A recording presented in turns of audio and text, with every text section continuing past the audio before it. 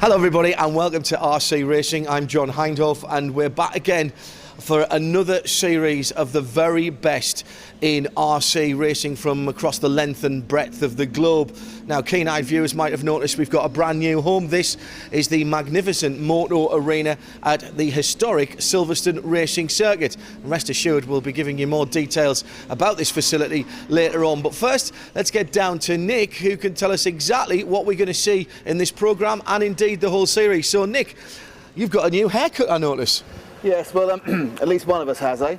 But John's absolutely right. We have more championships from more scales than ever before, thanks to our tie-up with EFRA, the European Federation of Radio Automobiles. We've got action from every single European Championship in 2010. But more importantly, we have two standout events, two World Championships. The 1/8 IFMAR Rallycross World Championship from Pattaya in Thailand. But to start the whole series, our third visit, the ISTC Touring Car Worlds. These are in Germany. Let's get trackside.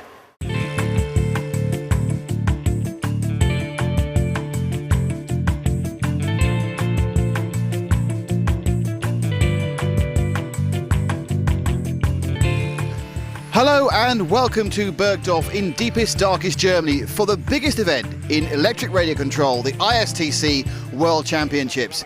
Well, it's a fantastic event at a fantastic venue with fantastic weather. It's about 33 degrees today and it's likely to get even hotter over the weekend, which is nice for the spectators but obviously slightly concerning for people trying to keep their electrics and their cars together. We have an absolutely stellar field here, 112 drivers from 26 countries, but most importantly all the top names and all the previous World Championships. So we have Surikan, we have Tsuchihara, we have Andy Moore, we have MARC RHEINARD. So all the champions from past are here, as well as a few champions from other divisions like MOTO, who won the 12th earlier, and a couple of off-road guys as well.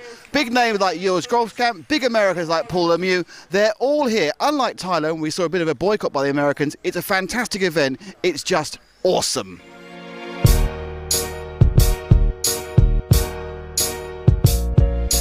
Andy Moore, another World Championship, and we're back on the rostrum with you. We did this last time in 2006, you won, so it's obviously a good omen. It's a very tight and technical track. Where can you get past?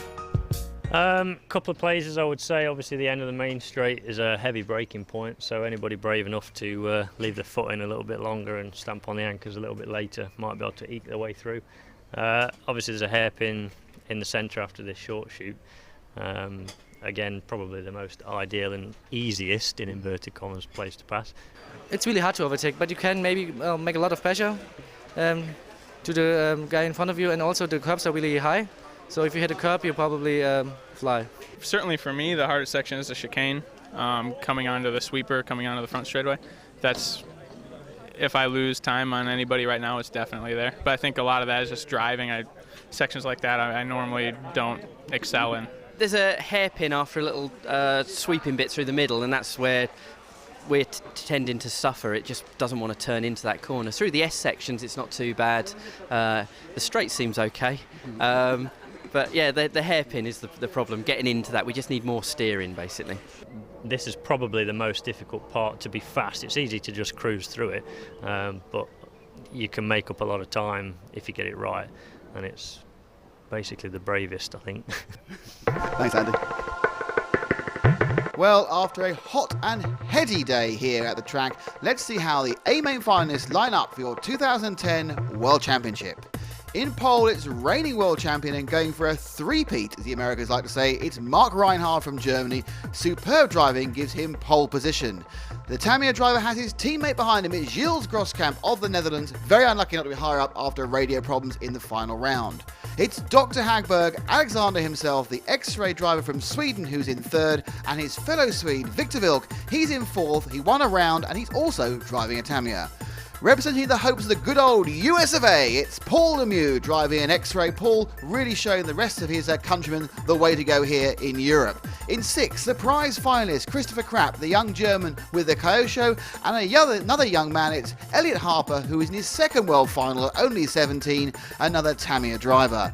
Ronald VOLKER way further down the grid than we would expect in 8th. The young German must be very disappointed. And it's YANNIC PRUEMPER, another German and another Yokomo driver in 9th. And bringing up the rear, the third Yokomo driver, it's HAYATO MATSUZAKI, but he's now made his third ISTC IFMAR World 1/10 Championship final. And that's how they all line up for that A main list. Well, the defending world champion is on pole position. How will he handle the pressure? Doesn't get the best of starts.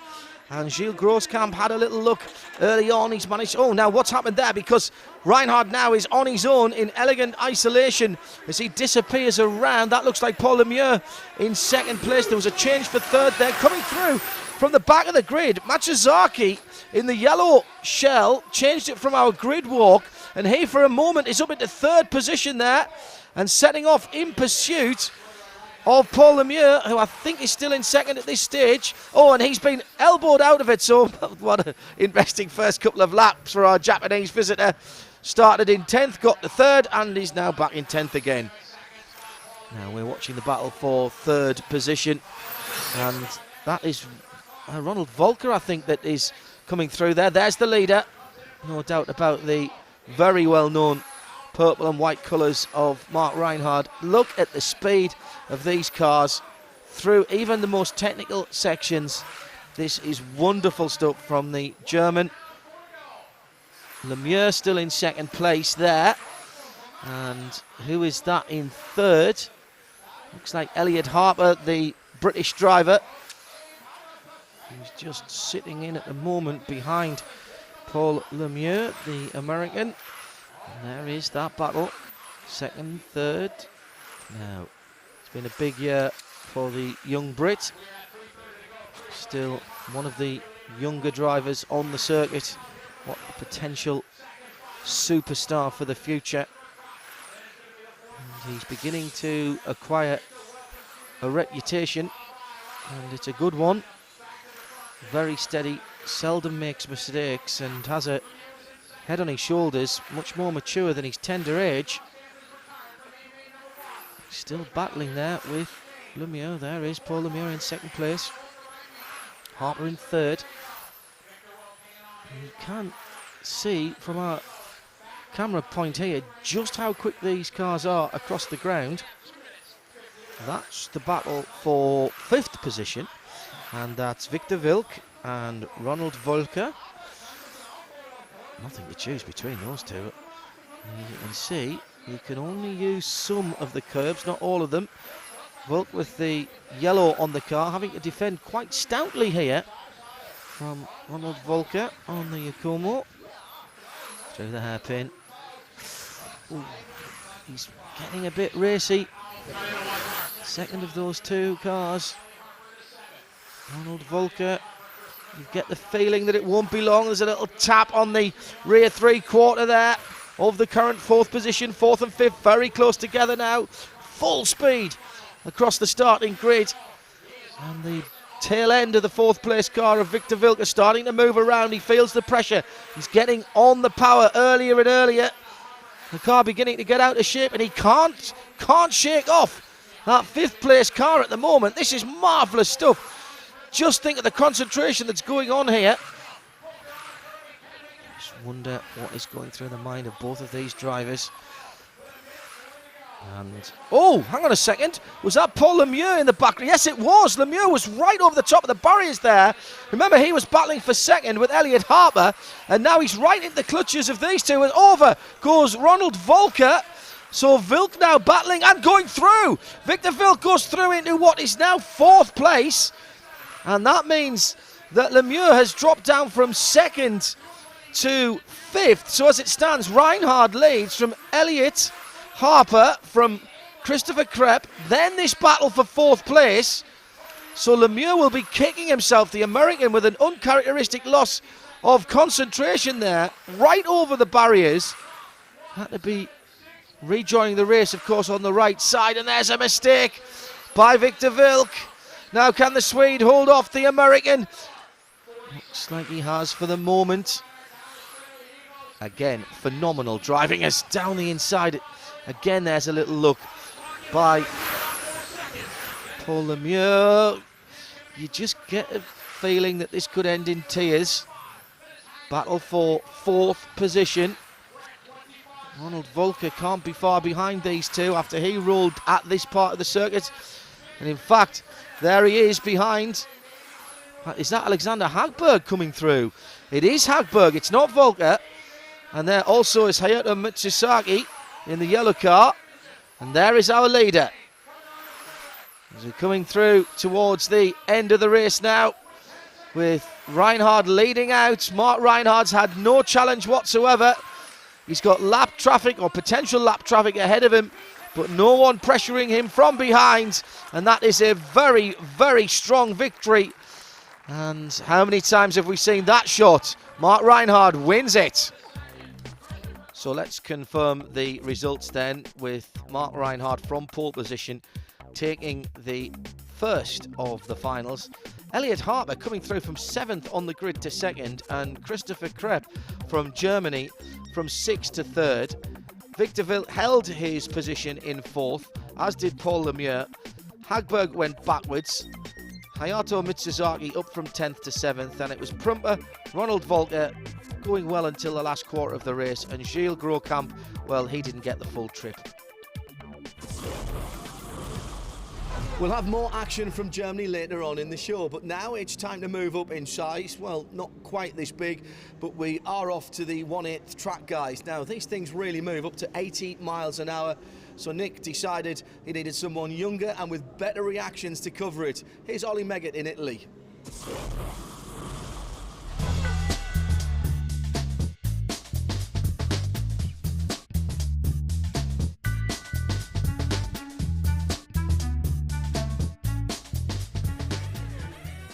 Okay, so here we are on the grid for the European Championship final. Robert Peach from Germany starting on pole, Dario Bellestri from Italy 2nd, and Lamberto Calari 3rd on the grid. The mechanics put the cars down, step back from the edge of the grid. The buzzer sounds and we're away in racing. It's a great start from Robert, takes the lead, and Lamberto's jumped past Dario for 2nd place. And we've also had more drama before the start. Michael Salvin's car cut on the grid. You can see him running right at the back of the field there, having to start from the pit lane. So Robert out in front, some good clean racing right behind him. It's very close, but excellent driving from all 10 drivers. Robert already starting to eke out a small lead as the others behind him race. And then Dario getting back round past Calari into 2nd place. Starts trying to close the gap down to Robert, but Robert's still out in front. Lots of good racing throughout the whole field. Here's Dario now trying to close the gap down to Robert. Robert leading by about 3 or 4 seconds already. And by the time we got to the half distance point, Robert had got a lead of half a lap. Of course, pit stops coming into play here. We see Dario about to dive into the pits. Unbelievably, we're about 3/4 distance. Robert had led every single lap so far. Dario running in 2nd place. And 3rd place, we had a fantastic battle lasting almost the entire race between Calari and Andrea Cristiani. The two of them only a few seconds apart.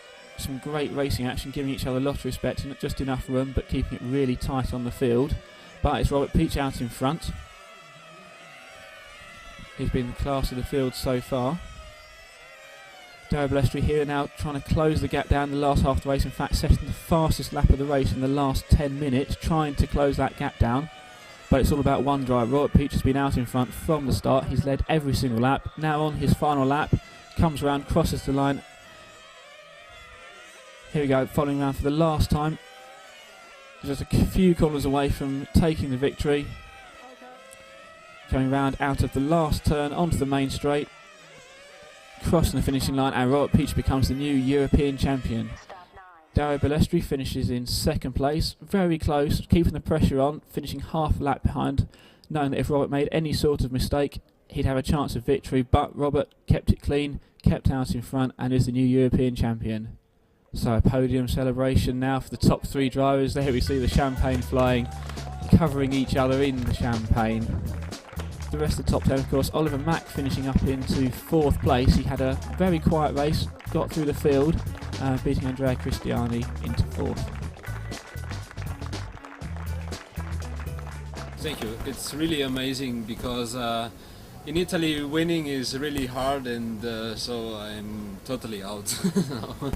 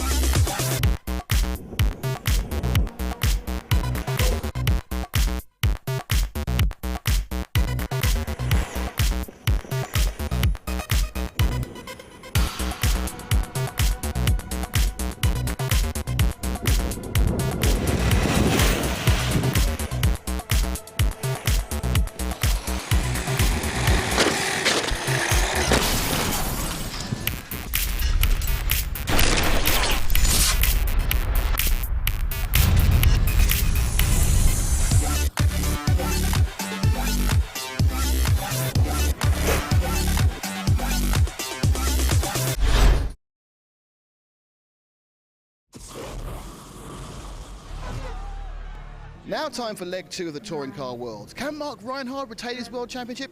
Take it away, John. Mark Reinhard has been here before, needs to take this heat to hold on to his World Championship. We're off and running. It's a good start. Oh, and there's a little bit of action behind, but meantime, it's Reinhard who leads it out from Gilles Groskamp, who needs the result here, needs to win the next 2 races, really, to have the chance of wresting the World Championship away from the German. So Reinhard leads from Groskamp in second. Hagberg needs a result here as well, having not performed to his high standards in the first race as they zip across the line. And this is the battle for second place.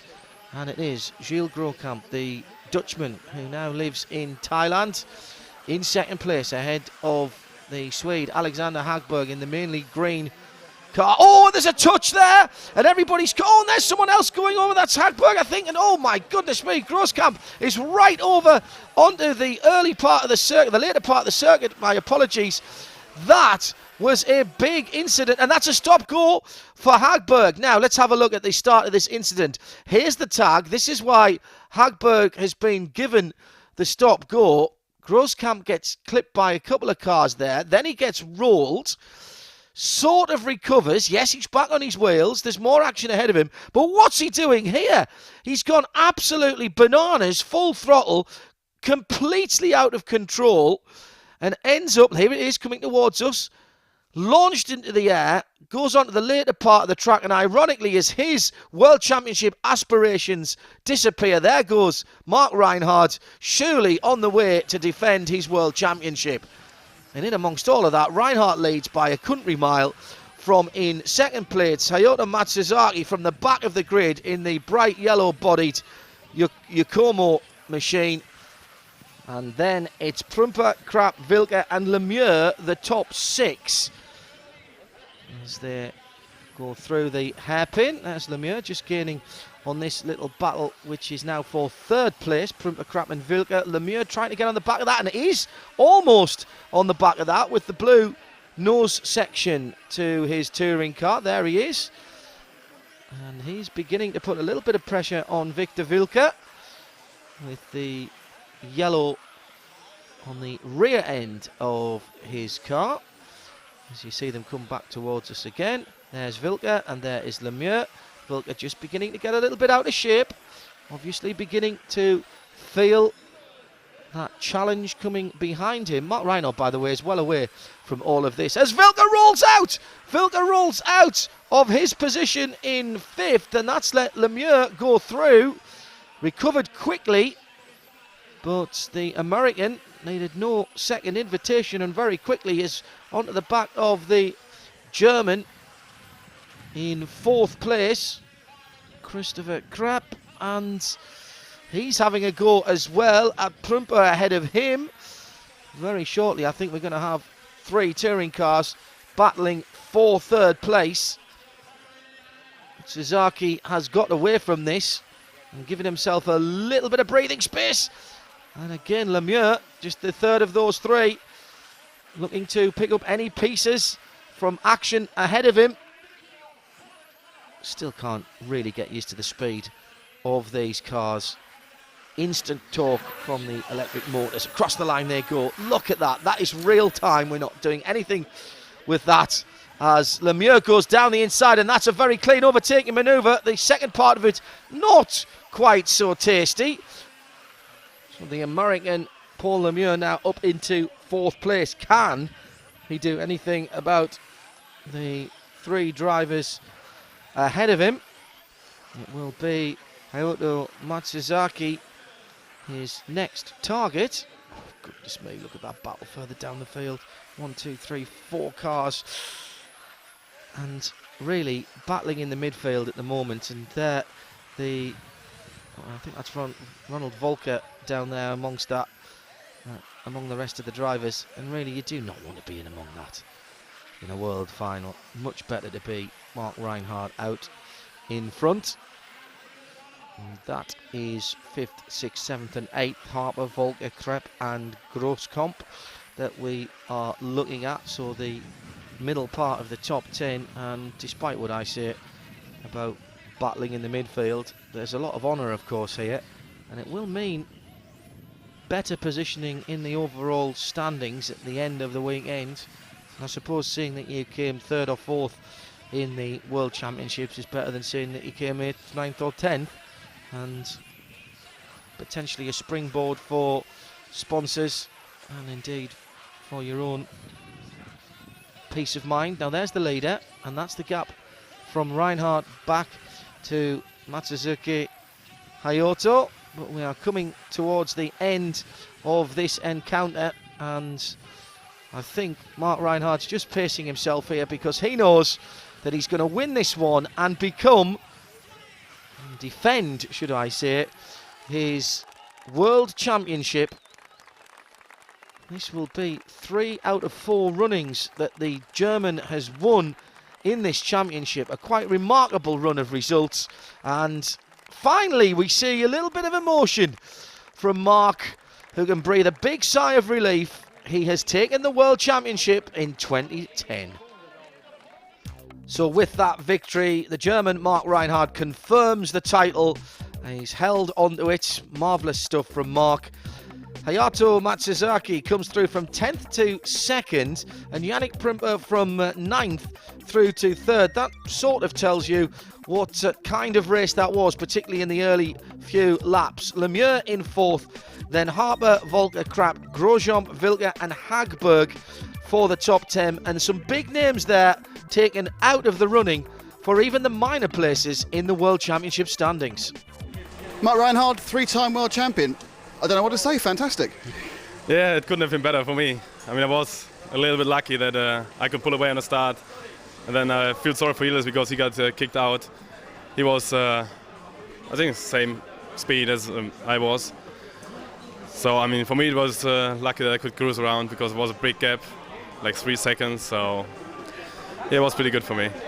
I was watching the last 2 or 3 laps and you were going so slowly. What were you thinking those last couple of laps?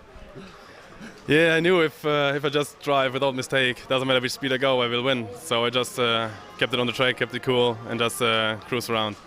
You've retained your World Championship in your home country. Is this the best win yet? Yeah, it's always nice to win, and it's yeah, also really good that it's in Germany now. So yeah, I'm really happy. But anyway, every World Championship title is special. Mark, well done, thank you. Thank you. Well, that's all we've got time for on this month's RC Racing, but next month we have EFRA European Rallycross action from Portugal, as well as the conclusion of the ISTC Worlds from Germany. And of course, all the news, views and interviews make RC Racing, well, RC Racing. See you next month.